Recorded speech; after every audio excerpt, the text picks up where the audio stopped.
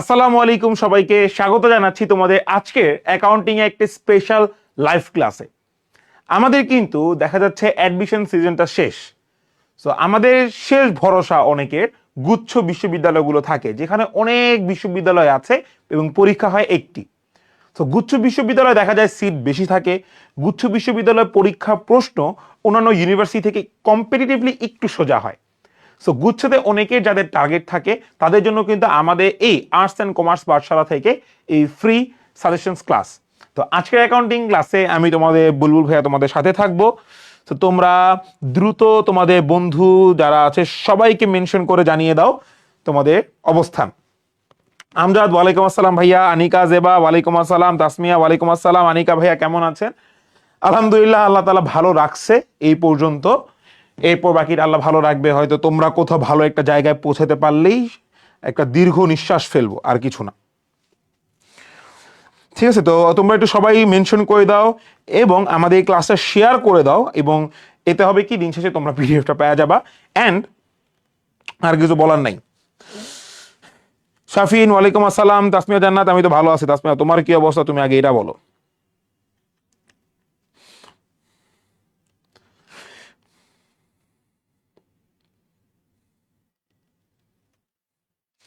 So তোমরা দ্রুত দ্রুত জয়েন করে ফেলো আমাদের এই ক্লাসটা।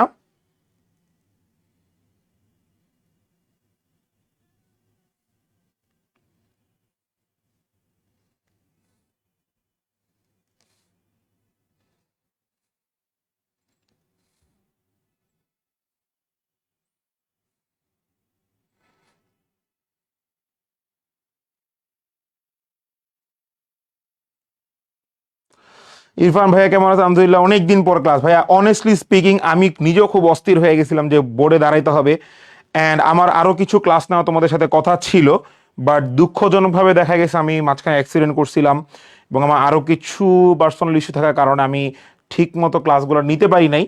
তবে যতটুকু যে সবাই মেসেজ দিছো আমি চেষ্টা করছি আমার পক্ষ থেকে সর্বোচ্চ তাদের উত্তর দেওয়ার। সো তাহলে আমি আমার ক্লাস আজকে শুরু করতেছি। ওয়ালাইকুম আসসালাম ভাইয়া, সবাইকে ওয়ালাইকুম আসসালাম। সুলতানা ওয়ালাইকুম আসসালাম স্যার। তো আজকের অ্যানালাইসিস ক্লাসটা হবে একদম কম্প্যাক্ট ভিত্তিক। আমি তোমাদেরকে এমসিকিউ সলভের পাশাপাশি একদম পারফেক্টলি অন্যান্য টপিকগুলো বলে দিব যে জিএসটিতে আসলে কোন টপিকগুলো ইম্পর্টেন্ট, এবং জিএসটিতে সাধারণত আমাদের অ্যাকাউন্টিংয়ে দেখা যাচ্ছে একটা হিউজ নাম্বার, সেটা হচ্ছে 35 নাম্বার অ্যাকাউন্টিংয়ে কিন্তু। সো কোনটা কোনটা আমার ইম্পর্টেন্ট সেগুলো আমরা ইনশাল্লাহ আজকে ক্লাসে দেখবো। হ্যাঁ, সো আমাদের আমরা বিসমিল্লাহির রহমানির রহিম মহান আল্লাহর নামে শুরু করতেছি। তো আমাদের এমসিকিউ অ্যানালাইসিস, অনেকে বলতেছে ভাইয়া টপিক অ্যানালাইসিস, মূলত আমি এমসিকিউর মাধ্যমে তোমাদেরকে টপিকগুলো আলাদা করে বলে দিব। সো তোমরা একটা প্যাড একটা খাতা নিয়ে বসবা, যাতে তোমরা যখন এমসিকিউ অ্যানালাইসিসটা করবো সেটার পাশাপাশি তোমাকে যখন টপিকগুলো বলবো সেই টপিকগুলো তোমরা পাশে সুন্দর করে লিখে রাখতে পারবা। ঠিক আছে? ওকে ভাইয়া, প্রথম প্রশ্ন, লুকা প্যাসিওলি রচিত সর্বপ্রথম গ্রন্থটি কোন ভাষায় রচিত হয়েছে? তো লুকা প্যাসিওলি আমরা জানি যে হিসাব বিজ্ঞানের জনক নামে সে খ্যাত। সো তার যে রচিত গ্রন্থ, সেই গ্রন্থ আমার কোন ভাষায় প্রথম রচিত হয়? সো এটা তো প্রথমত ভাই আমার ইংরেজি হবে না, আমার প্রথমত গ্রিকও হবে না। সো ল্যাটিন ভাষায় কিংবা ফরাসি ভাষার মধ্যে যে কোনো একটা হবে। ঠিক আছে, দুইটার মধ্যে যে কোনো একটা হবে। সো আমাকে মনে রাখতে হবে যে ভাইয়া আমাকে লুকা প্যাসিওলি যে প্রথম গ্রন্থটি ছিল, প্রথম গ্রন্থটি কি ছিল? সুম্মা ডি অ্যারিথমেটিকা জিওমেট্রিয়া প্রপোর্শনে অ্যাট প্রপোর্শনালিটি। এই রচিত গ্রন্থটি ল্যাটিন ভাষায় আমার সর্বপ্রথম রচিত হয়। সো এই একটা এমসিকিউ থেকে আমি একটা জিনিস জানতে পারলাম যে ভাইয়া তোমার লুকা প্যাসিওলি সম্পর্কে জানতে হবে। ঠিক আছে, তোমার লুকা প্যাসিওলি সম্পর্কে তোমার আইডিয়া থাকতে হবে। তোমার যদি কারণ আমাদের লুকা প্যাসিওলি তোমাদের যদি একাডেমিক বই থাকে কিংবা অ্যাডমিশনের বই, হিসাব বিজ্ঞান পরিচিতি যে টপিকটা আছে সেই টপিকের মধ্যে কিন্তু আমার লুকা প্যাসিওলি সম্পর্কে ডিটেলসে বলা থাকে। সো দেখা যাচ্ছে জিএসটিতে আমার যেরকম ম্যাথমেটিক্যাল টার্ম আসে, রাজশাহী ইউনিভার্সিটিতে যদি ম্যাথমেটিক্যাল আসে, চট্টগ্রাম ইউনিভার্সিটি আসে, কিন্তু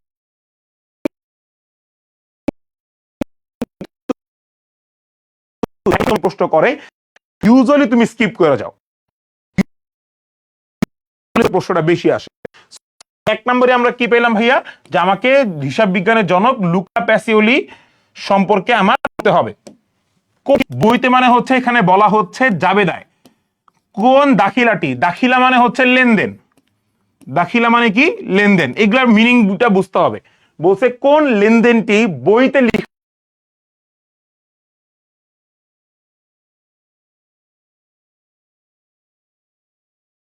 হয় না। বইতে মানে কি ভাইয়া, জাবেদায় লেখা হয় না।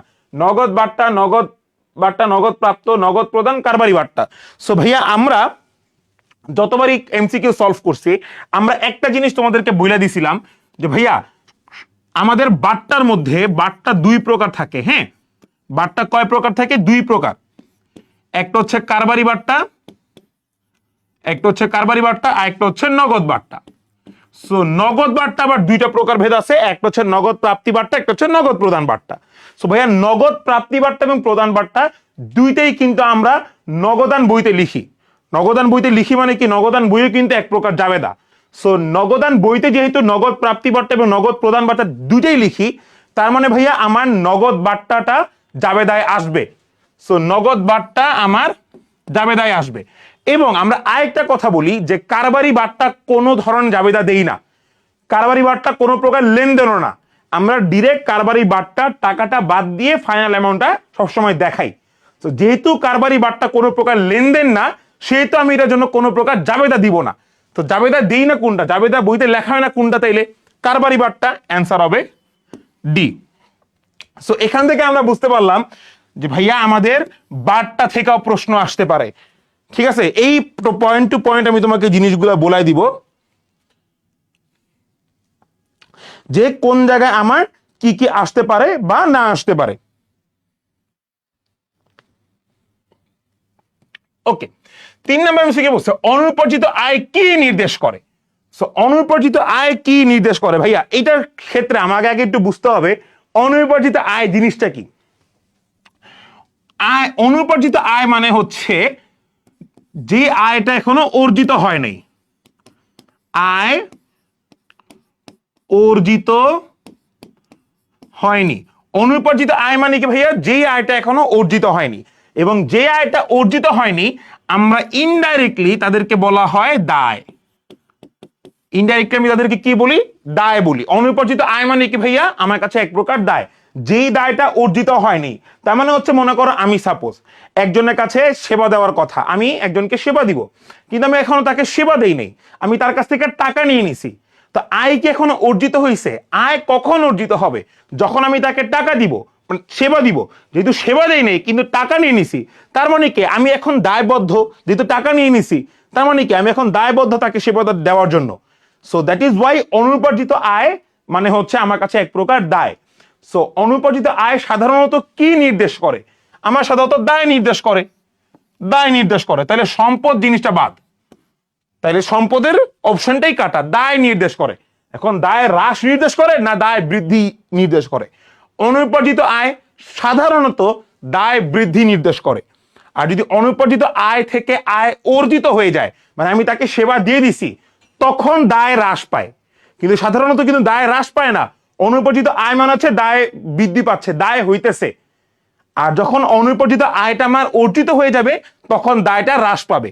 সো দ্যাট ইজ ওয়াই দায় বৃদ্ধি হয় আমার। অনুপার্জিত কি নির্দেশ করে ভাইয়া? দায় বৃদ্ধি নির্দেশ করে। আচ্ছা, অনেকেই প্রশ্ন করতেছে ভাইয়া যে এই জায়গায় হয়েছে ওই জায়গায় হয় না, এখন কি করবো? তুমি বানিয়ে দিও না একটু, এই জায়গায় হয়েছে ওই জায়গায় হয়েছে, কি করব না করবো। ভাইয়া তোমাদের জন্য একটাই আমার উপদেশ থাকবে, এখন এত কিছু চিন্তা না কইরা তোমাদের এই মেরিট পজিশন দেখো। আমি ইউজুয়ালি জগন্নাথ বিশ্ববিদ্যালয়ে অনেকেই আমাকে প্রশ্ন করছে যে ভাইয়া জগন্নাথ বিশ্ববিদ্যালয়ে আমার মেরিট আসছে মনে করেন 3000, আমার কি চান্স হবে? ভাইয়া অবভিয়াসলি চান্স হবে। জগন্নাথ ইউনিভার্সিটি সাধারণত দেখা যায় 3, 3.5, 4,000 পর্যন্ত টানে। রাজশাহী ইউনিভার্সিটিতে মোটামুটি 1000 পর্যন্ত থাকলে বলা যায়, 800 এর মধ্যে থাকলে বলা যায় আমার চান্স হয় রাজশাহীতে, যেহেতু 450টা বা 400টা সিট আমার। চট্টগ্রামেও দেখা যায় আমার ইউজুয়ালি 700-900-র মধ্যে থাকলে আমার চান্স হয়। সো তোমার এখন কি সামনে চান্স হবে না হবে না সেটা নিয়ে চিন্তা করার চেয়ে সবচেয়ে বেশি ইম্পর্টেন্ট হইতেছে সামনে তোমার কাছে আরেকটা স্কোপ আছে। কুমিল্লা ইউনিভার্সিটিতে তোমার আছে, এটা মনে হয় অলরেডি হয়ে গেছে। তোমার গুচ্ছ ইউনিভার্সিটি আছে, বরিশাল ইউনিভার্সিটি, মানে এইগুলা যেসব ইউনিভার্সিটি তোমার কাছে হাতে আছে, একটা পাবলিক ইউনিভার্সিটি চান্স পাওয়াটাই তোমার এখন মোদ্দা বিষয়। তাদের ঢাকা বিশ্ববিদ্যালয়ে চান্স হয় নাই, তাদেরকে বলতেছি যে তোমাদের এখন মোদ্দা বিষয়টা হচ্ছে একটা পাবলিক বিশ্ববিদ্যালয়ে চান্স পাওয়ার। ডাজেন্ট ম্যাটার সেটা কোন পাবলিক বিশ্ববিদ্যালয়, সব পাবলিক বিশ্ববিদ্যালয় ভালো। হয়তো কেউ 10 আউট অফ 10, কেউ 8 আউট অফ 10, কিন্তু সবগুলোই ভালো। ঠিক আছে, সো ওকে। এবার 4 নম্বর প্রশ্ন বলছে, মূল্যস্ফীতির সময়ে কোন মজুদ পদ্ধতি সঠিক কার্যকর? মূল্যস্ফীতি মানে কি জানো? যখন ইনফ্লেশন, এটা ইংলিশ হচ্ছে ইনফ্লেশন, ইনফ্লেশন তার মানে হচ্ছে দাম বৃদ্ধি পায়, দাম বৃদ্ধি, এটা কিছু অল্টারনেটিভ নাম আছে, এটা আরেকটা নাম আছে, সেটা হচ্ছে টাকার মান হ্রাস পায়, টাকার মান হ্রাস। ঠিক আছে, অনেকগুলো অল্টারনেটিভ নাম আছে। মূল্যস্ফীতির একটা নাম হচ্ছে ইনফ্লেশন, ইনফ্লেশন মানে হচ্ছে পণ্যের দাম বৃদ্ধি পাবে। তো পণ্যের দাম কখন বৃদ্ধি পায়? যখন টাকার মানটা হ্রাস পায়। সো এই সময়ে আমার কোন মজুদ পদ্ধতি সবচেয়ে বেশি কার্যকর হয়ে ওঠে? অ্যান্সার হচ্ছে ফিফো, লিফো, হিফো, এভারেজ কস্ট। তোমরাই বলো এটা অ্যান্সার কি হবে?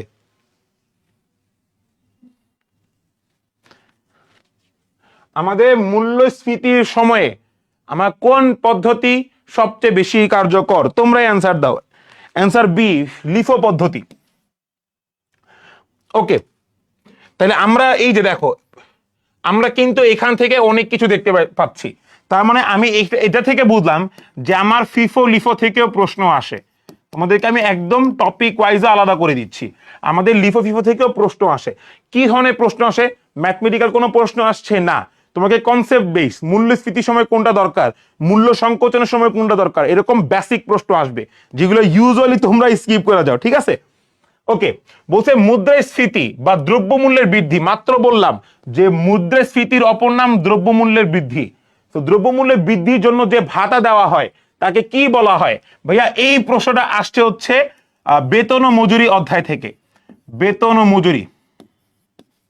ঠিক আছে, বেতন ও মজুরি থেকে অধ্যায় প্রশ্নটা আসছে। বেতন ও মজুরিতে আমরা জানি দুইটা পার্ট আছে, একটা হচ্ছে উপার্জন পার্ট আর একটা হচ্ছে কর্তন পার্ট।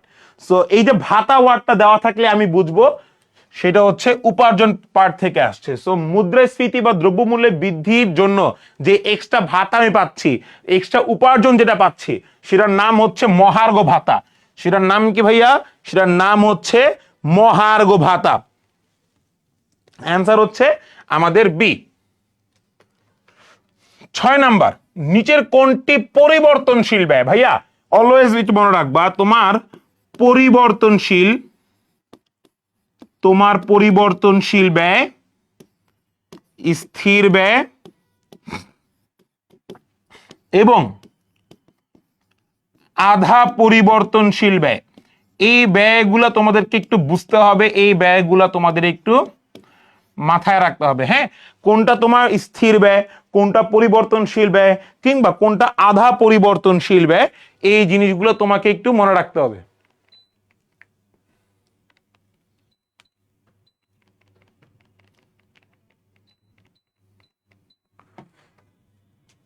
ওকে, সো পরিবর্তনশীল ব্যয় কোনটা? বেতন, বীমা, স্থায়ী সম্পত্তির অবচয়, নাকি প্রত্যক্ষ কাঁচামাল? কোন ব্যয়টা তোমার পরিবর্তনশীল ব্যয়? ভাইয়া পরিবর্তনশীল ব্যয়ের আমার আগে একটা সংজ্ঞা বুঝতে হবে যে পরিবর্তনশীল ব্যয় হচ্ছে যেই ব্যয়টা একক প্রতি পরিবর্তনশীল, মানে যেই ব্যয়টা আমার কনসেপ্ট ওয়াইজ কিংবা আমার সময়ের সাথে সাথে কিংবা কোয়ান্টিটির সাথে সাথে যেই ব্যয়টা আমার পরিবর্তন হয়। সো ভাইয়া বেতন তো তোমার ফিক্সড মাস শেষে, বীমাও তোমার একটা নির্দিষ্ট অ্যামাউন্ট অফ ফিক্সড, স্থায়ী সম্পত্তির অবচয় এবং প্রত্যক্ষ কাঁচামাল, অনেক জায়গায় আমি অ্যান্সার দেখছি স্থায়ী সম্পত্তির অবচয় দেওয়া। ভাইয়া স্থায়ী সম্পত্তি অবচয় তারা এই প্রেক্ষিতে দেয় যে যদি আমরা ক্রমহ্রাসমান পদ্ধতি ব্যবহার করি সেই জায়গায় কিন্তু সেটা পরিবর্তনশীল ব্যয় হচ্ছে, কারণ প্রতি বছরে আমার অবচয়ের পরিমাণটা হ্রাস পাচ্ছে, ব্যয়টা পরিবর্তন হচ্ছে। কিন্তু ভাইয়া আমি তো এক্সেপশনাল রুলস চিন্তা করলে হবে না। আমার অবচয়ের ক্ষেত্রে অ্যাজ ইউজুয়ালি রুলস হচ্ছে আমরা ভাইয়া ওই যে প্রথমটা জানি কি পদ্ধতি ছিল, সরলরৈখিক যেটা অবচয় পদ্ধতি, হ্যাঁ স্ট্রেট লাইন মেথড, যেটা আমরা কিন্তু সেই সরলরৈখিক পদ্ধতিতেই অবচয়টা ধার্য করি। সো সেখানে প্রতি বছর অবচয়ের পরিমাণই সেম, সেটা কিন্তু পরিবর্তনশীল ব্যয় বলা যায় না। সো আমার অ্যান্সার হবে ডি, প্রত্যক্ষ কাঁচামাল। কারণ তুমি যখন কাঁচামাল কিনবা, বেশি কাঁচামাল কিনলে বেশি খরচ, কম কাঁচামাল কিনলে কম খরচ। ইট ইজ ব্যয় ডিপেন্ডস অন দ্য কোয়ান্টিটি, যে তোমার কোয়ান্টিটি অনুযায়ী ব্যয়ের পরিমাণটা কত হচ্ছে। ঠিক আছে, 7 নম্বর প্রশ্ন বলছে ক্রয় মূল্যের ওপর 25% মুনাফা হইলে বিক্রয় মূল্যের ওপর মুনাফা কত? ভাইয়া এই অঙ্কটা হার থেকে আসছে। কি থেকে আসছে? হার থেকে আসছে। সো আমি একটু হারটা তোমাদেরকে একটু ব্যাখ্যা দিয়ে পড়াই দিই। হ্যাঁ, তো তোমাদের এইটা হবে কি, যে কোনো জায়গায় হার আসলে তোমাদের এইটা মুখস্থ হয়ে যাবে। দেখো, একটা হচ্ছে ক্রয় মূল্যের হার আর একটা হচ্ছে বিক্রয় মূল্যের হার। এটা আমি একবারে পড়াই দিব ইনশাল্লাহ। তোমার এই মানে নাম্বার থেকে যে কোনো হার আসুক তোমরা পারবা। মনে রাখবা, ক্রয় মূল্যের হার যদি 16.67 হয়, তাহলে বিক্রয় মূল্যের হার, ক্রয় মূল্যের হার যদি 20 হয়, বিক্রয় মূল্যের হার হবে 16.67। ক্রয় মূল্যের হার যদি 25% হয়, বিক্রয় মূল্যের হার হবে 20। ক্রয় মূল্যের হার যদি 33.33 হয়, তাহলে বিক্রয় মূল্যের হার হবে 25। যদি ক্রয় মূল্যের হার 50% হয়, বিক্রয় মূল্যের হার হবে 33.33। আর ক্রয় মূল্যের হার যদি 100 হয়, তাহলে বিক্রয় মূল্যের হার হবে 50। তার মানে আমার এই অ্যামাউন্ট গুলো মনে রাখতে হবে: 20, 25, 33.33, 50 এবং 100। এই 4টা ফিগার মনে রাখতে হবে। কি, সরি 5টা। একটা হচ্ছে 16.67, 20, 25, 33.33, 50 এবং 100। এই 1, 2, 3, 4, 5, 6টা অ্যামাউন্ট আমার মনে রাখতে হবে। এই 6টা অ্যামাউন্টের মধ্যে ঘোরাফেরা করবে। প্রশ্ন হচ্ছে ভাইয়া আমি মনে রাখবো কিভাবে? অলওয়েজ রিমেম্বার, ক্রয় মূল্যের অ্যামাউন্ট যা হইব, বিক্রয় মূল্যের অ্যামাউন্ট তার চেয়ে কম হবে। তাহলে ক্রয় মূল্য যদি 20 হয়, বিক্রয় মূল্য হবে 16.67। ক্রয় মূল্য যদি 25 হয়, তাহলে বিক্রয় মূল্য হবে 20। মানে এইটা একটা সিরিয়াল। এইটা হচ্ছে 16.67, 20, 25, 33.33, 50 এবং 100। এইটা হচ্ছে ভাই একটা সিরিয়াল। সো তোমাকে যদি এখানে সিরিয়ালে বলা হয় ক্রয় মূল্যের হার যদি 25 হয়, বিক্রয় মূল্য কত কম হবে এর চেয়ে, তাহলে 25-এর কম কত আছে? 20। তোমাকে যদি বলা হয় ক্রয় মূল্যের হার 50, তাহলে বিক্রয় মূল্যের হার কত? তাহলে 33.33। মানে ক্রয় মূল্য যা, বিক্রয় মূল্য তার চেয়ে কম হবে। তাহলে এখানে বলতে ভাইয়া ক্রয় মূল্যের হার যদি 25% হয় মুনাফা, তাহলে বিক্রয় মূল্যের উপর মুনাফা হার কত? তাহলে ক্রয় মূল্য যদি 25 হয়, তাহলে বিক্রয় মূল্য কি এর চেয়ে কম হবে? তাহলে 25-এর কম কত আছে? 20। অ্যান্সার হবে 20%। এটা শুধুমাত্র এইটা না, এই অনুযায়ী যত কিছু আছে সবগুলো আমার সেম অ্যামাউন্টেই হবে। ঠিক আছে। 8 নাম্বার বলে শেয়ার হোল্ডারদের আর্থিকভাবে পুরস্কৃত করা হয় কি দ্বারা? সুদ, মুনাফা, লভ্যাংশ কোনোটিই নয়। ভাইয়া মনে রাখবা,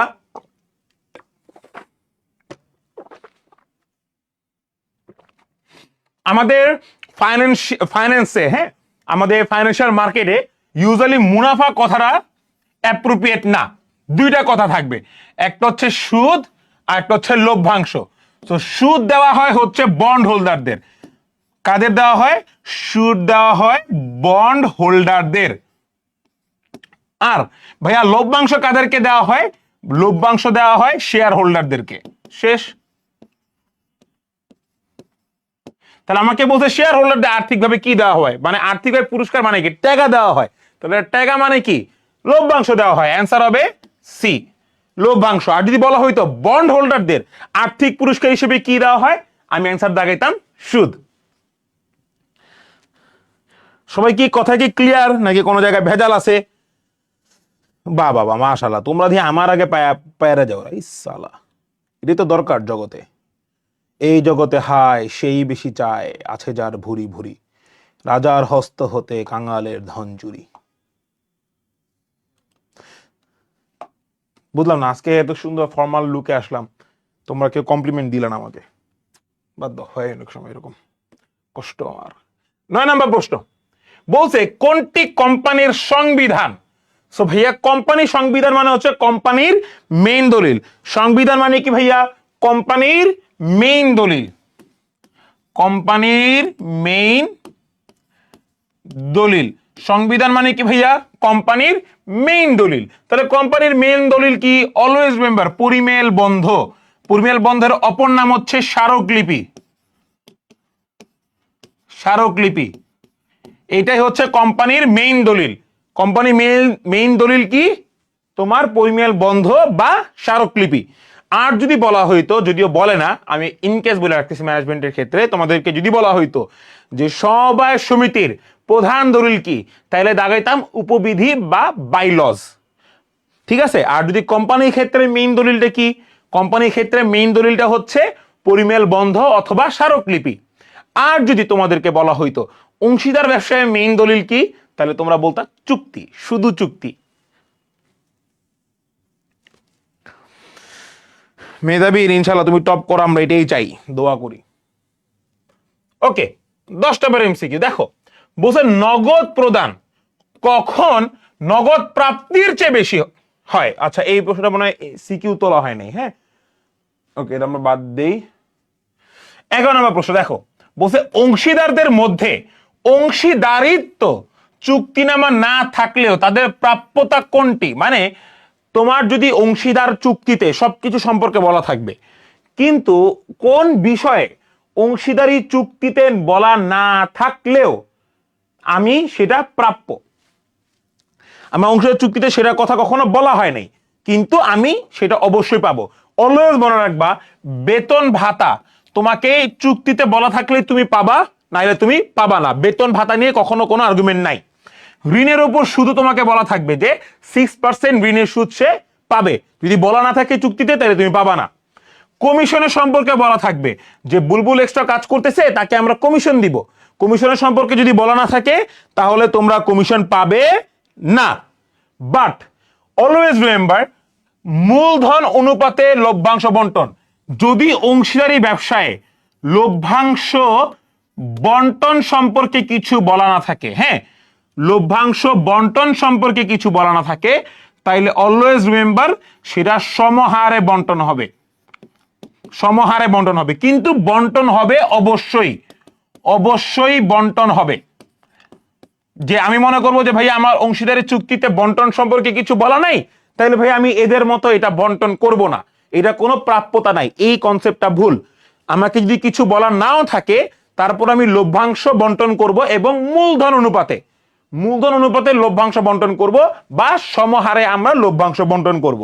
লভ্যাংশ সম্পর্কে যদি কিছু চুক্তিনামায় বলা নাও থাকে, তারপর আমাদের মূলধন অনুপাতে লভ্যাংশ বন্টন হবে।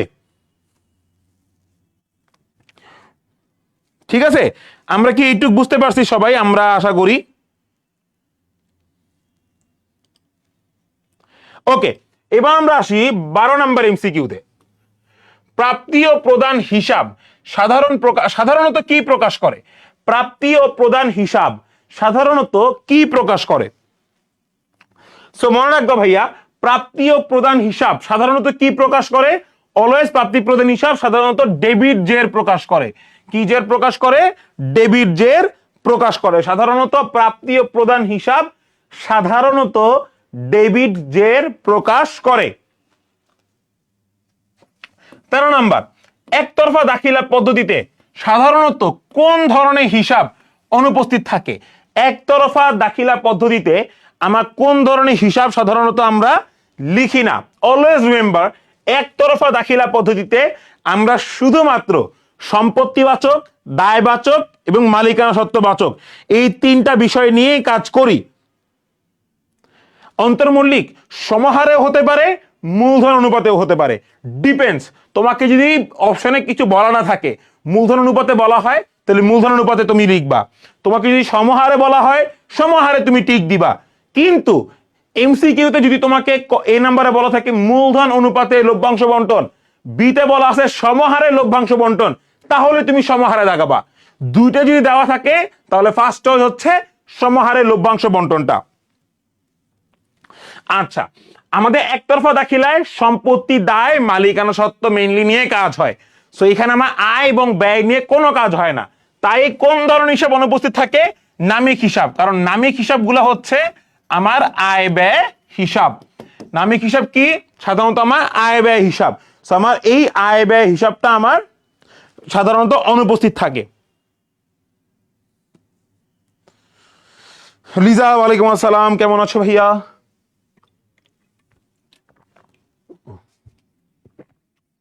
মাত্র একটা বিয়ের দাঁত খেয়ে আসছি, খাইয়ে আইসাই ডিরেক্ট ক্লাসে ঢুকছি। পানি পিপাসায় মনে করো কাচ্চি টাচ্চি খাইছি তো পানি পিপাসায় জাম বেড়ে যেতেছে আমার। ওফ, কাচ্চিটা কি মজা। আচ্ছা, 14 নাম্বার এমসিকিউ দেখো, বলছে কোন আর্থিক বিবরণী একটি নির্দিষ্ট তারিখের আর্থিক অবস্থা দেখায়। আচ্ছা, এইটা একটু আমরা আসি প্রশ্ন। দেখো, এইটা একটু তোমরা সবাই লিখে নাও, এটা কাজে লাগবে। আমাদের আর্থিক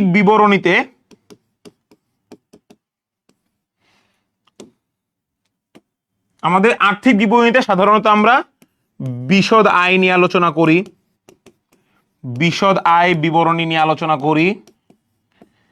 আমরা বিশদ আয় বিবরণী, মালিকানা সত্ত্ব বিবরণী,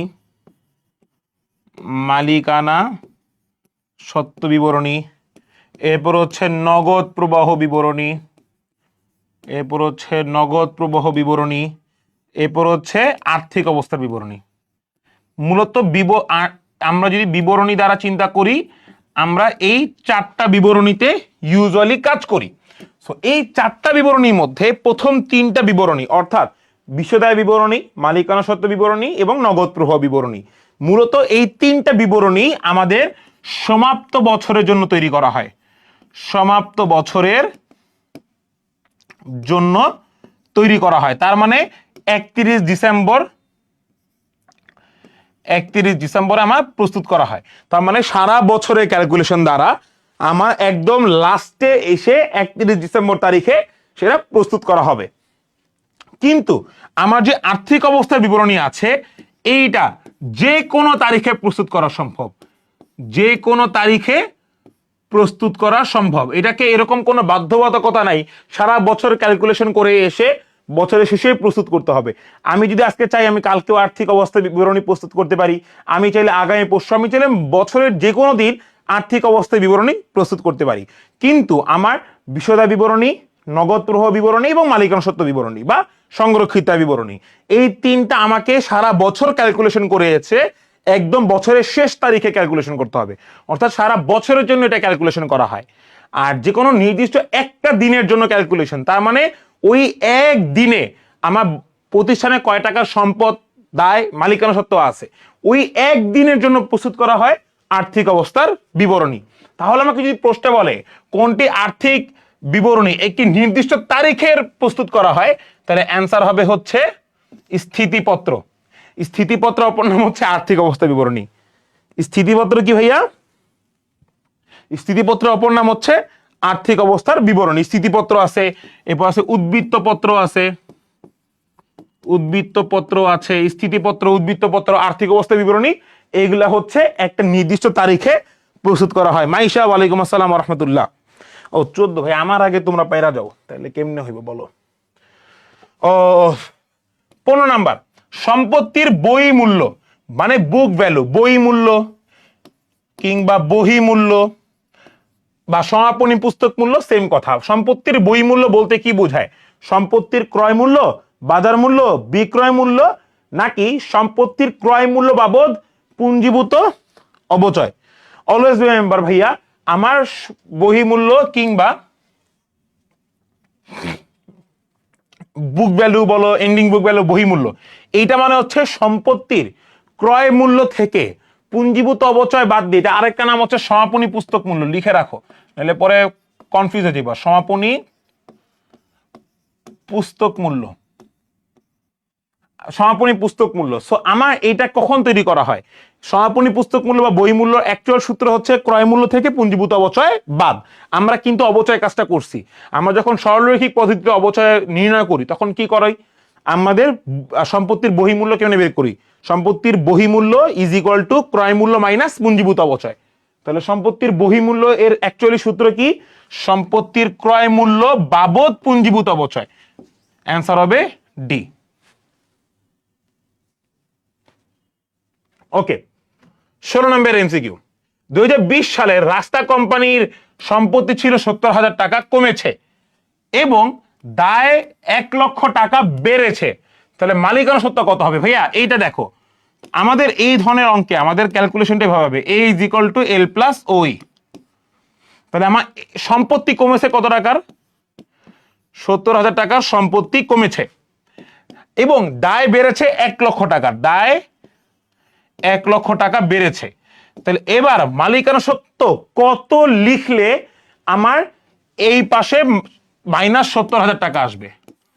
এটাই তো মোদ্দা কথা না। আমার এই পাশে কত লিখলে, যে তোমার দুই পাশ সমান, তাহলে আমার এখানে -70,000 থাকতে হবে এর পাশে, এবং L + OE এর পাশেও -70,000 থাকতে হবে। তাহলে আমি ওই কত লিখলে এই জায়গার -70,000 আসবে? সো খুবই কমন সেন্স ভাইয়া। আমি যদি এখানে -1,70,000 টাকা লিখি, তাহলে -1,70,000 থেকে যদি +1,00,000 টাকা যায়, স্টিল -70,000 টাকা থাকে। তাহলে এই পাশ এবং এই পাশ দুইটাই সমান হবে, ঠিক আছে?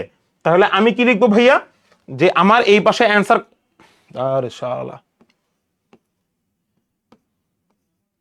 তাহলে আমার ওইর পাশে মালিকানা সত্ত্ব কত হইতে হবে? 1,70,000 টাকা কমেছে, -1,70,000 টাকা লিখলে এই পাশটা -70,000 আসবে, আর এই পাশেও -70,000, দুই পাশটা ইকুয়াল হবে। অ্যান্সার হবে 16 বি। অ্যান্সার কত হচ্ছে ভাইয়া? 16 বি। সবাই কি এই অঙ্কটা বুঝতে পেরেছি আমরা?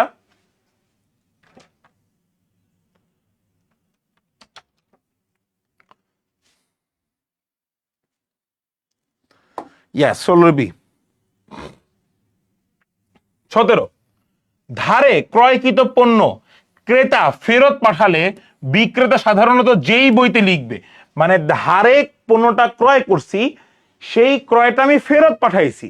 তাহলে আমি মনে করো একটা কারো কাছ থেকে ধারে পণ্য ক্রয় করছি, ঠিক আছে? আমি একটা জায়গা থেকে ধারে পণ্য ক্রয় করছি, সেই ধারে পণ্য ক্রয় করে আমি সেটা ফেরত দিছি। তো যাকে ফেরত দিছি সে কোন বইতে লিখবে? তাহলে সে যে বইতে লিখবে, এখন সে কোন বইতে লিখবে বলো? ধারে ক্রয়কৃত পণ্য ক্রেতা ফেরত পাঠালে, আমি যে ক্রয় করছি, মানে আমি আর একজন পাবলিক, মনে করো আমি আর লিজা দাঁড়ায় আছি, তা আমি লিজার কাছ থেকে একটা পণ্য ক্রয় করছি, আমি এটা তাকে ফেরত পাঠাইছি। তাহলে লিজা কোন বইতে লিখবে? তাহলে লিজা এই জায়গাটায় কি? তাহলে ক্রয় ফেরত পাঠালে বিক্রেতা, সো বিক্রেতা কি করছে? জিনিসটা বিক্রয় করছে। তাহলে বিক্রয় করছে, এই বিক্রয় থেকে সে ফেরত পাইছে, তাইলে বিক্রয় থেকে ফেরত পাইলে সে লিখবে হচ্ছে বিক্রয় ফেরত জাবেদায়। সে কই লিখবে? বিক্রয় ফেরত জাবেদায় লিখবে। তো বিক্রয় ফেরত জাবেদায় কি আমার অপশনে আছে? নাই। সো এই অবস্থায় আমি কি করব? এই অবস্থায় তুমি সাধারণ জাবেদা দাগাই দিয়ে আসবা। কোন জাবেদা দাগাই দিয়ে আসবা? 17 নাম্বার সাধারণ জাবেদায় দাগাই দিয়ে আসবা, ঠিক আছে? আবার অনেক, ওকে। 18 নাম্বার, নিচে কোন ক্ষেত্রে স্বল্পমেয়াদী অর্থায়নের দরকার হয়? মেশিন ক্রয়, আসবাবপত্র ক্রয়, কাঁচামাল ক্রয়, দালান কোঠা নির্মাণ।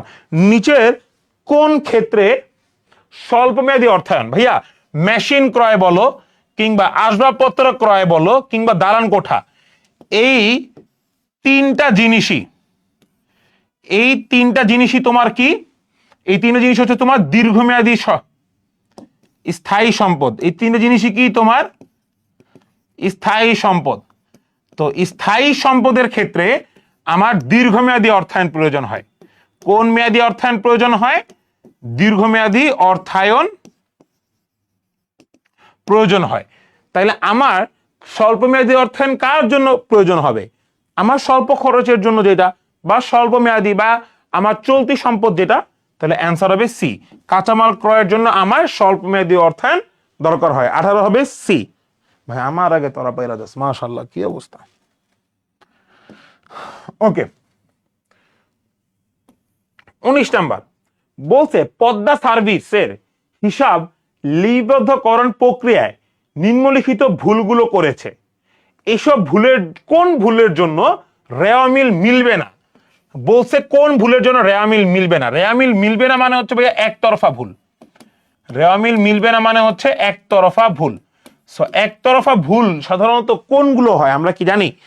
একতরফা ভুল হয় সাধারণত আমি যদি জাবেদা করণে ভুল করি, আমি যদি খতিয়ান করণে ভুল করি, কিংবা টাকার অঙ্কে ভুল করি, আমি যদি জাবেদায় ভুল করে ফেলি, মানে একটা জাবেদা লিখছি একটা জাবেদা লিখি নাই, তখন আমার এটা রেওয়া মিলে একতরফা ভুল বলে।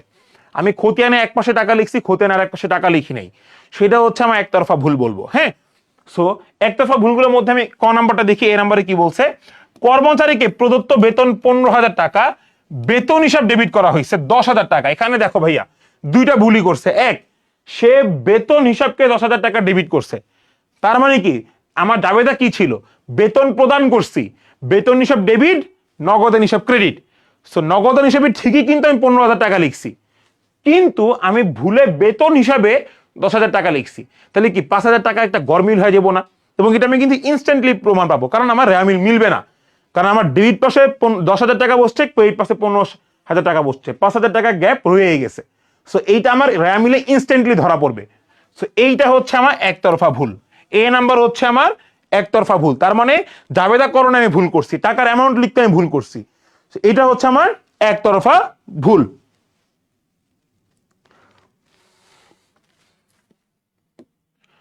ওকে, 20 নাম্বার, সমন্বয় দাখিলা দেওয়া হয়।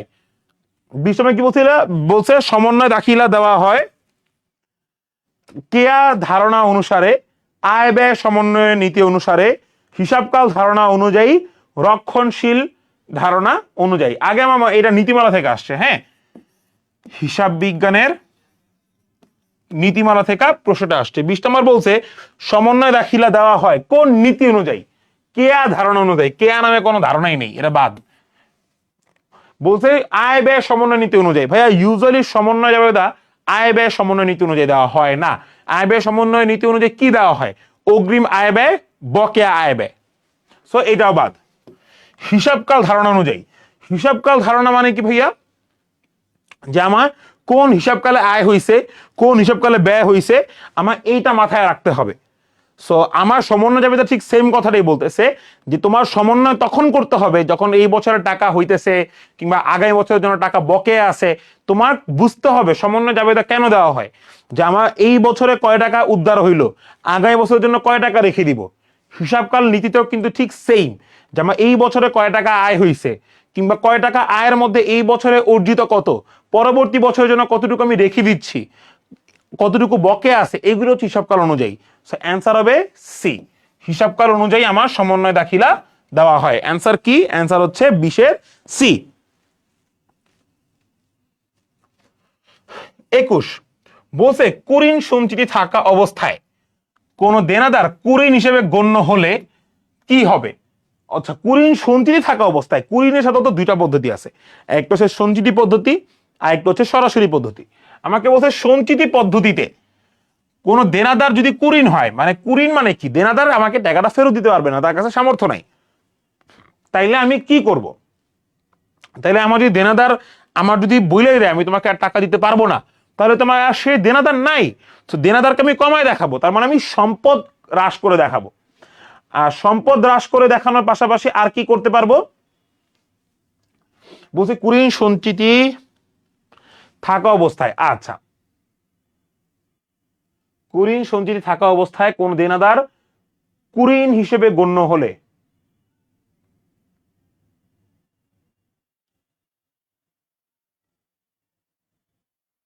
সম্পত্তি হ্রাস। আচ্ছা, এখানে একটা জিনিস একটু হয়েছে, মিস্টেক হয়েছে সম্ভবত, এখানে মালিকানা সত্ত্ব হবে। ঠিক আছে, ইউজুয়ালি আমার যদি দেনাদার কে কুরিন হিসেবে গণ্য করি, তাহলে আমার কুরিন হিসেবে গণ্য করা মানেটা হচ্ছে দেনাদার হ্রাস পাচ্ছে, দেনাদার হিসাব ক্রেডিট, আর কুরিন সঞ্চিতি হিসাবটা আমার তখন কমে যাবে, কুরিন সঞ্চিতি হিসাব ডেবিট, তার মানে মালিকানা সত্ত্ব হ্রাস, সম্পত্তি হ্রাস। ঠিক আছে, এটা হবে অ্যান্সার। এটা তোমার কোশ্চেনের সম্ভবত ভুল দেওয়া ছিল, এটার অপশনেই।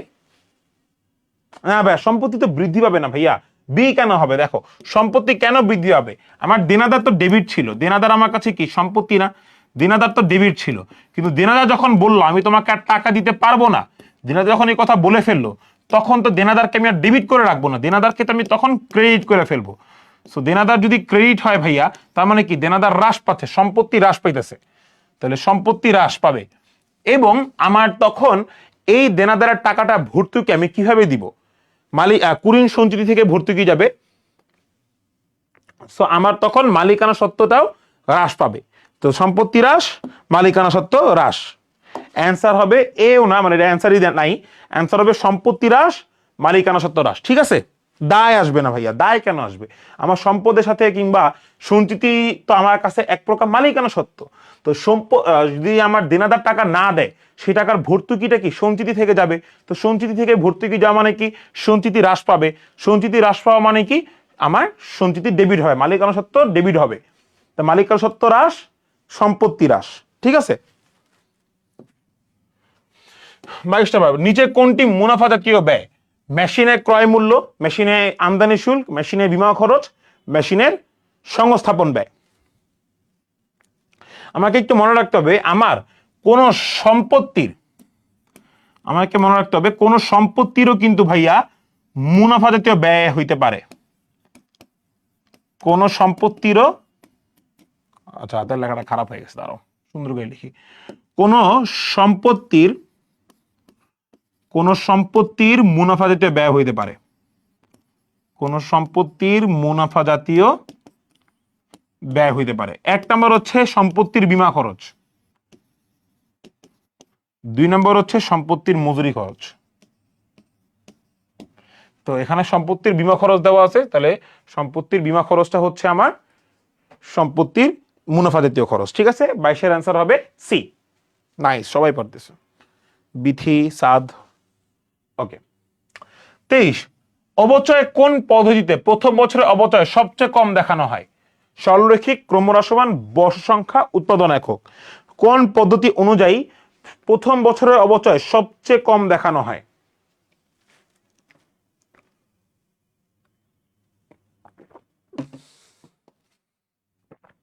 আচ্ছা, প্রথম কথা, ক্রমহ্রাসমান হবে না, কারণ ক্রমহ্রাসমানে প্রতি বছর অবচয় পরিমাণ হ্রাস পায়। বর্ষ সংখ্যা হবে না, উৎপাদন হবে না। অ্যান্সার হবে 1, সরলরৈখিক অবচয় পদ্ধতি।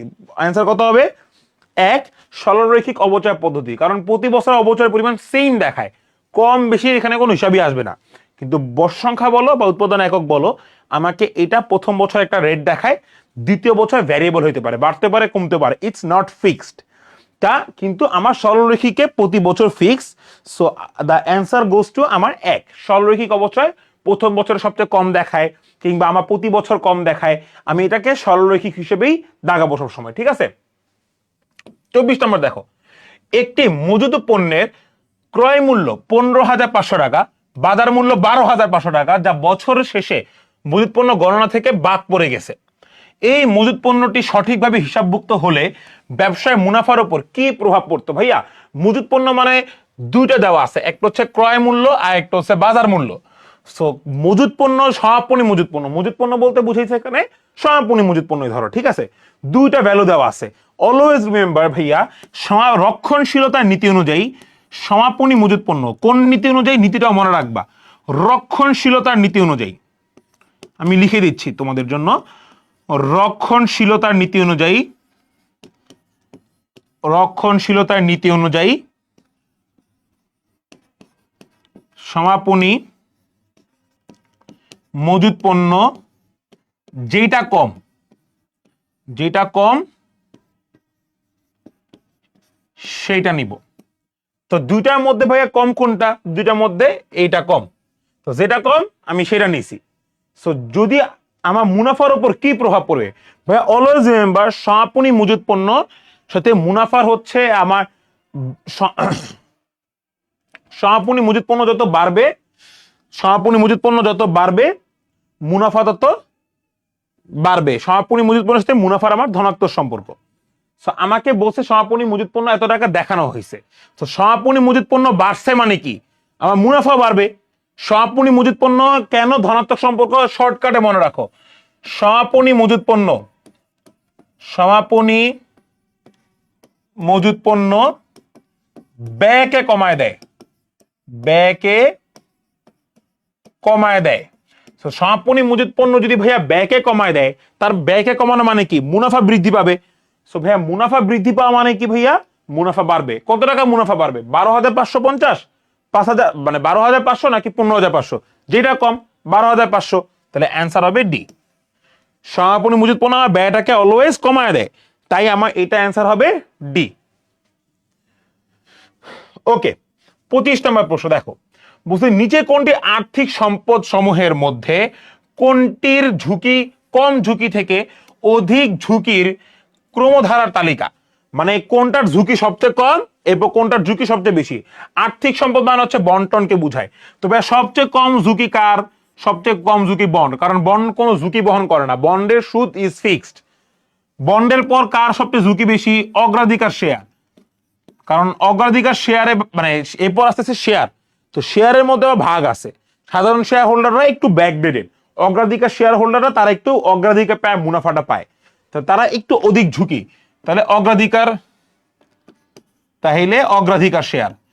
এরপর আসবে হচ্ছে সাধারণ শেয়ার, কারণ সাধারণ শেয়ার সবচেয়ে ঝুঁকিপূর্ণ। তাহলে অ্যান্সার হবে ডি, বন্ড, অগ্রাধিকার শেয়ার, সাধারণ শেয়ার। অ্যান্সার কত হবে 25-এর? অ্যান্সার হবে ডি।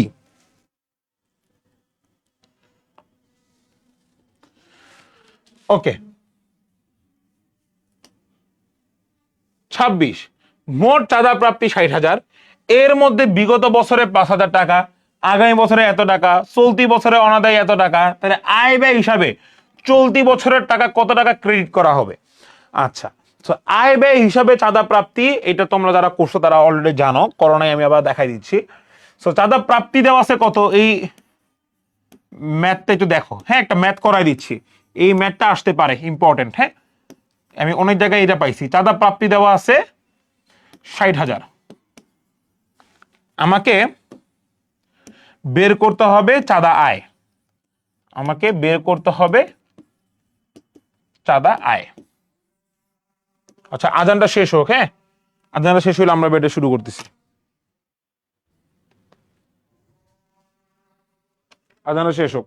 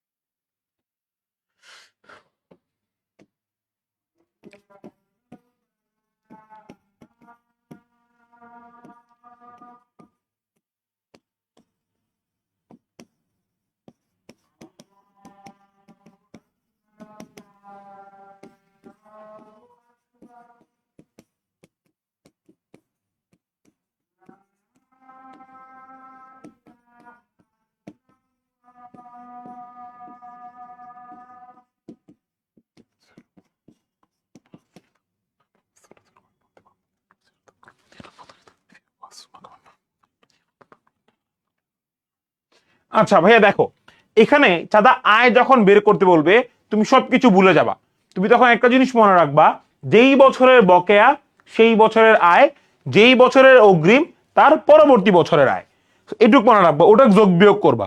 তাহলে আমাকে দেখো বিগত বছরে 5,000 টাকা, তাহলে বিগত বছরে 5,000 টাকা মানে কি? বিগত বছরের আয়, এই বছরের তো আয় না। সো এই বিগত বছরে 5,000 টাকাটা আমি মাইনাস করে দিব। এবার বলছে আগামী বছরের 7,500, তার মানে এই বছর না, আগামী বছরের। সো আমাকে যখন চাঁদা আয় বলুক বা চাঁদা প্রাপ্তি বলুক, আমাকে সাধারণত 3টা বছর থাকে চাঁদার অঙ্কে। একটা হচ্ছে 2025 সাল, একটা হচ্ছে 2026 সাল, আর একটা হচ্ছে 2027 সাল। আমাকে 2026 সাল নিয়ে ভাবতে হবে যে 2026 সালের জন্য আমার আয় বা চাঁদা প্রাপ্তি কোনটা বা চাঁদা আয় ব্যয় কোনটা। 2025 সাল আমার কনসার্ন না, 2027 সালে আমরা কনসার্ন না। তো দ্য ইস্যু ইজ বিগত বছরের চাঁদা, মানে এই 25 সালের চাঁদা তো 25 সালের আয়, এটা তো 26 সালের আয় না। সো এই 5,000 টাকা আমি মাইনাস করে দিছি। এবার বলছে আগামী বছরে 7,000, তার মানে 2027 সালের চাঁদা। তো 2027 সালে এই 7,500 2027 সালের আয়, এটা তো এই বছরের আয় না।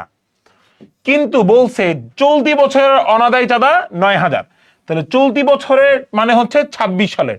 তাহলে এই বছরে যদি চাঁদা হয় তাহলে এটা এই বছরের আয়, তাহলে এটা এই বছরের আয় মানে এটা যোগ হবে, তাহলে 9,000 টাকা যোগ করবা, তাহলে অ্যান্সার দাঁড়াবে হচ্ছে 56,500।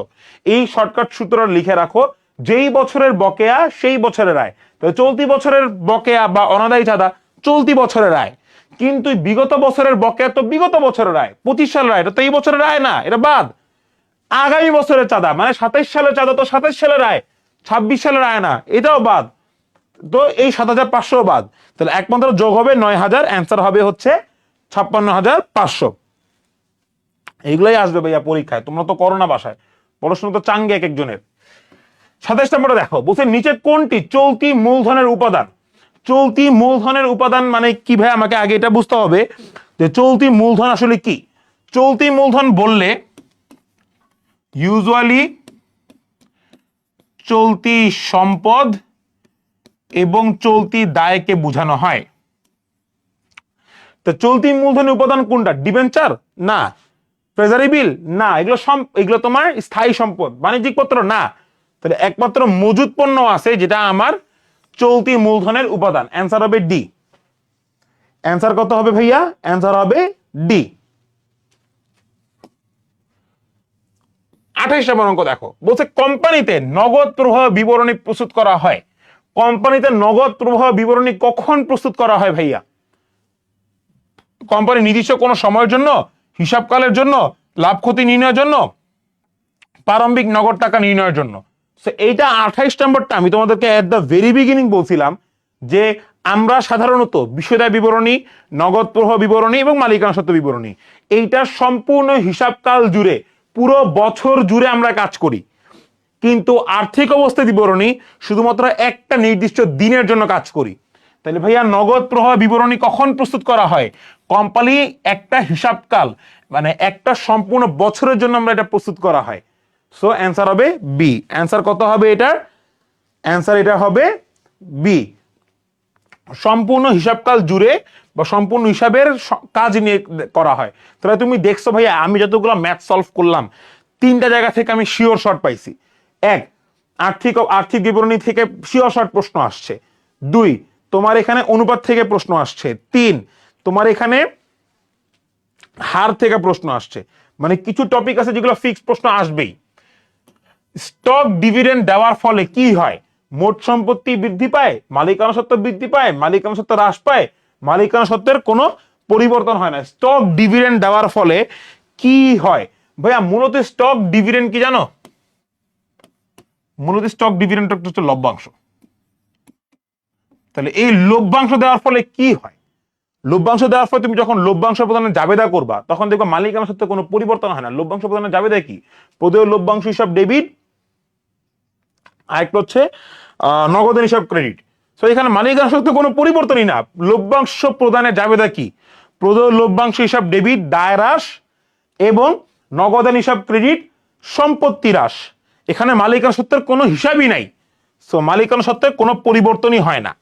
অ্যান্সার হবে ডি। কোনো পরিবর্তনই এখানে মালিকানা সত্ত্বের হচ্ছে না। তোমাকে এরকম অনেক কিছু নিয়ে কনফিউজ করবে, ভাইয়া কি পরিবর্তন হতে পারে মালিকানা সত্ত্বে? আরে বাবা, লভ্যাংশ মানে তো মালিকানা সত্ত্বে পরিবর্তন হবে না। লভ্যাংশ প্রদানের জাবেদা কি? লভ্যাংশ প্রদান করতেছি, নগদ টাকা কমে যাচ্ছে বা ব্যাংকের টাকা কমে যাচ্ছে, নগদ বা ব্যাংক হিসাব ক্রেডিট, আর প্রদেয় লভ্যাংশ হিসাব ডেবিট, দায় হ্রাস, সম্পত্তি হ্রাস, মালিকানা সত্ত্বের কোনো পরিবর্তনই হয় না এই জায়গাটায়। 30 নম্বর, কোনটি দীর্ঘমেয়াদী ঋণ? ক্যাশ ক্রেডিট, জমাতিরিক্ত উত্তোলন, গৃহ ঋণ, আন্তঃব্যাংক ঋণ। কোনটি তোমার দীর্ঘমেয়াদী ঋণ? ভাইয়া ইউজুয়ালি জমাতিরিক্ত উত্তোলন কিংবা ক্যাশ ক্রেডিট দুইটাই হচ্ছে তোমার স্বল্পমেয়াদী ঋণ। এখন আন্তঃব্যাংক ঋণ আছে, একটা হচ্ছে গৃহ ঋণ আছে। এখন গৃহ ঋণ বলতে ইউজুয়ালি তোমরা যদি একটু ইন্টারমিডিয়েটে বইটা পড়ো সেখানে দেখবা গৃহ ঋণ মানে হচ্ছে গৃহ নির্মাণের জন্য যে ঋণ দেওয়া হয়। তার মানে তুমি একটা ঘর তৈরি করবা, বা আমি যদি তোমাকে গৃহ ঋণ মানে একটু বুঝাই, বাড়ি তৈরি করার যে টাকাটা দেওয়া হয়, লোন দেওয়া হয়। তো বাড়ি করতে দেখা যায় 1-2 বছর মানে 1-2 কোটি টাকা লোন লাগে। তো 1-2 কোটি টাকার লোন মানে কিন্তু তোমার একটা বৃহৎ সময় প্রেক্ষিতে লোন, দেখা যায় 20 বছরের লোন, 15 বছরের লোন। সো এগুলোকে বলা হয় দীর্ঘমেয়াদী ঋণ। হ্যাঁ, সো অনেকেই মনে করতে হবে আন্তঃব্যাংক ঋণ। আন্তঃব্যাংক ঋণ মানে হচ্ছে এক ব্যাংক থেকে আরেক ব্যাংকের ঋণ, ক্রেডিট মানে যেটাকে আমরা বলতে পারি যদি ক্রেডিট কার্ডের লোন বলতে পারি ইজিলি, সেটা আন্তঃব্যাংকিং ঋণ বা সেটা হচ্ছে স্বল্পমেয়াদী ঋণ বলা হয়। কিন্তু তুমি যখন গৃহ নির্মাণের ঋণ নিবা বা একটা গৃহ নির্মাণ করার জন্য টাকা নিবা, দালান কোঠা তৈরি করার জন্য টাকা নিবা, সেটা কিন্তু হিউজ, 1-2 কোটি টাকা, 15 বছরের ঋণ। এইগুলো হচ্ছে দীর্ঘমেয়াদী ঋণ। এটার অ্যান্সার হবে হচ্ছে সি। অ্যান্সার কত হবে আমার এটা?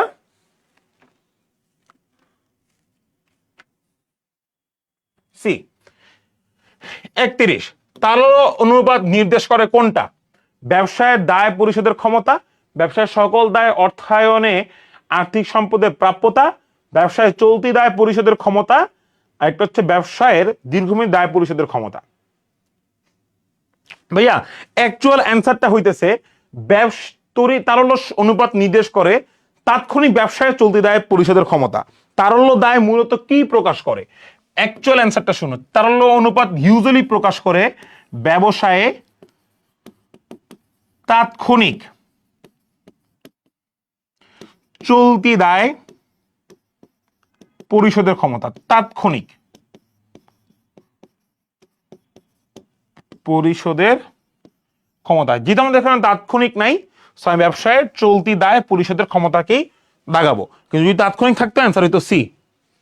না না ভাইয়া, ব্যবসায়ের দায় এখানে দায়টা স্পেসিফিক না, এটা বৃহৎ দায় হইতে পারে, শর্ট দায় হইতে পারে, কিন্তু ইউজুয়ালি তারল্য অনুপাত বলতে ব্যবসায়ের চলতি দায়টাকে বোঝানো হয়। তারল্য দায় বলতে কাকে বোঝানো হয় ভাইয়া?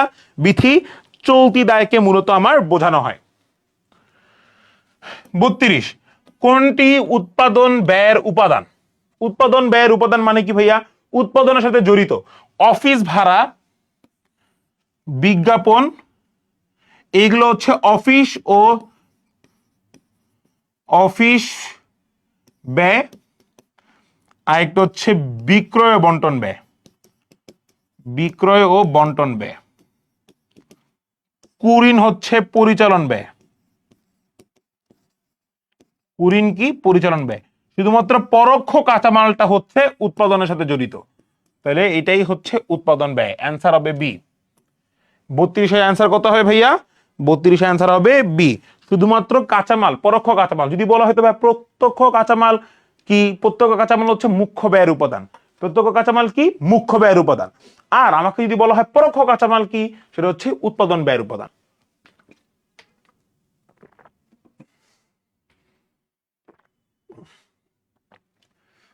ওকে, 33 বলছে কর্মসংস্থান ব্যাংক কোন ধরনের প্রতিষ্ঠান? কর্মসংস্থান ব্যাংক মানে হচ্ছে ভাইয়া যে সকল ব্যাংকগুলো আমাকে মানে কর্মসংস্থান মানে হচ্ছে যেগুলো মানে একটা আইন প্রশাসনিক ওয়েতে চলে, তো এগুলোকে ইউজুয়ালি বলা হয় সরকারি ধরনের প্রতিষ্ঠান। হ্যাঁ, এটা একটু মুখস্থ করবা, এটা একটা থিওরি।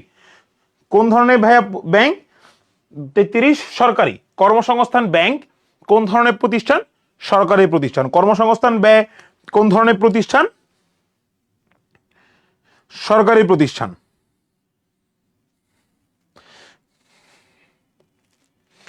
তাহলে আমরা এইটুক আশা করি বুঝতে পারছি, ঠিক আছে? এইটুক নিয়ে আমাদের কোনো কোনো কনসার্ন নাই। ওকে, 34 বলছে নিচে কোনটি পরিবর্তনশীল ব্যয়? বীমা খরচ, প্রত্যক্ষ কাঁচামাল, কলকব্জের সরলরৈখিক অবচয়, আরেকটা হচ্ছে ব্যবস্থাপকের বেতন। ভাই বেতন না, বীমা খরচও না, সরলরৈখিক অবচয়, প্রতি বছর অবচয় পরিমাণ সেম, এটাও না। তাহলে অ্যান্সার হবে বি, প্রত্যক্ষ কাঁচামাল। অ্যান্সার কি? অ্যান্সার হবে বি। 34 নম্বর হবে অ্যান্সার বি, প্রত্যক্ষ কাঁচামাল। আমাদের লাস্ট প্রশ্ন 35। দেখো বলছে যদি একক প্রতি বিক্রয় 20 টাকা হয়, পরিবর্তনশীল ব্যয় একক প্রতি যদি 12 টাকা হয়, স্থায়ী ব্যয় যদি 35 টাকা হয়, তাহলে সমচ্ছেদ বিক্রয়ের উৎপাদনকে কর্মী সংস্থানে বিপণনে একক কত হবে? এইটা একটু আসলে পেঁচানো ম্যাথ, কিন্তু এই ম্যাথগুলো আমি তোমাদেরকে প্রতি বছর আসলে দেখি না আসতে। তো এই ম্যাথগুলো আসলে যদি আসেও যে যে কর্মী সংস্থানকে বিপণনকে একক কত, এই ধরনের ম্যাথগুলো একটু মানে এগুলো আসে না তোমাদের প্রতি বছর, এগুলোকে একটু স্কিপ করার চেষ্টা করবা, ঠিক আছে? এই সকল ম্যাথগুলো সাধারণত আমাদের আসে না। এগুলো দেখা যায় এক দুইটা প্রশ্ন আমাদের আসতে পারে, কিংবা এক দুইটা আমাদের এতে আসতে পারে। আমাদের এখান থেকে আসতে পারে যে তোমাকে সমচ্ছেদ বিক্রয় পরিমাণ কত, বা একক প্রতি সমচ্ছেদ বিন্দুর পরিমাণ কত, তোমাকে এই ধরনের প্রশ্ন আসে সাধারণত।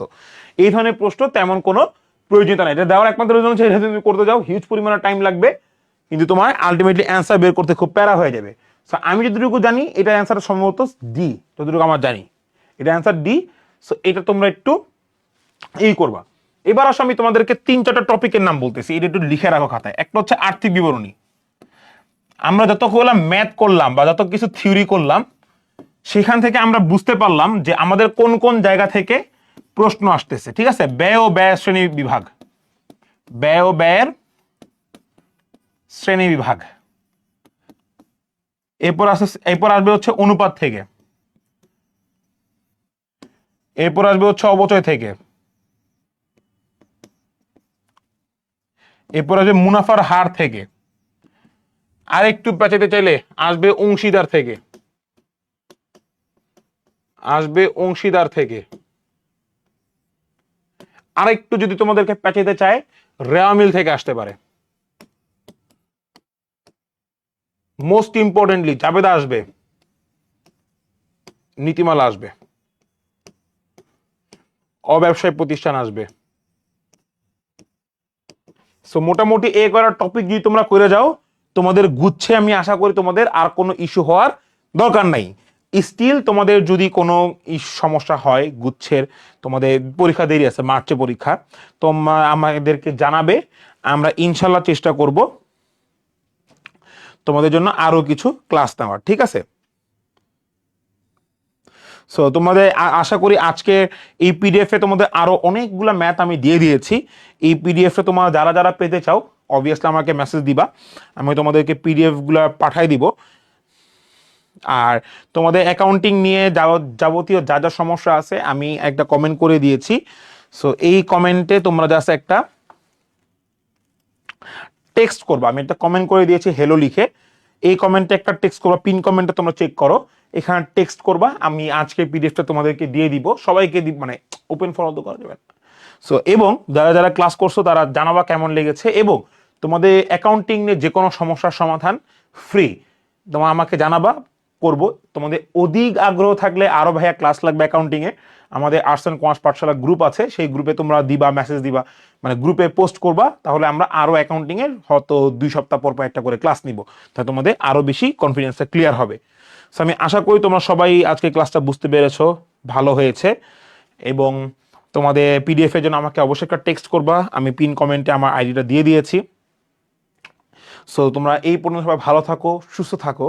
এবং একটা জিনিস মনে রাখবে ভাইয়া, বাংলাদেশের সকল পাবলিক বিশ্ববিদ্যালয় ভালো, তোমার ঢাকা ভার্সিটি হয় নাই, তোমার রাজশাহী হয় নাই, চট্টগ্রাম হয় নাই, কোনো প্যারা নাই। গুচ্ছতে অনেকগুলো ইউনিভার্সিটি আছে, একটা একটা ইউনিভার্সিটি হয়ে যাবে তোমার। তুমি একটু ভালো করে পরীক্ষা দিলে একটু আগের দিকে ইউনিভার্সিটিগুলো হবে, খারাপভাবে পরীক্ষা দিলে লাস্ট ইউনিভার্সিটিগুলো হবে। কিন্তু হতাশ হওয়ার কিছু নাই ভাইয়া, তোমরা ইনশাল্লাহ খুবই খুবই মারাত্মক একটা রেজাল্ট করবে, আমি তোমাদের সকলের প্রতি বিশ্বাস।